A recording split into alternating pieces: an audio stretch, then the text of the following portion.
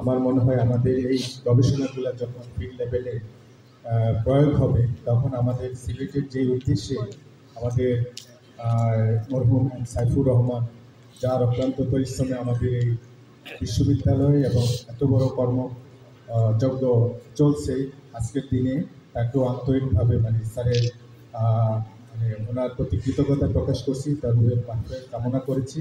কারণ এই ব্যক্তি যদি আজকে উদ্যোগ না নিত আজকে আমরা এই জায়গায় মঞ্চে এসে বক্তব্য দেওয়ার সুযোগ পেতাম না।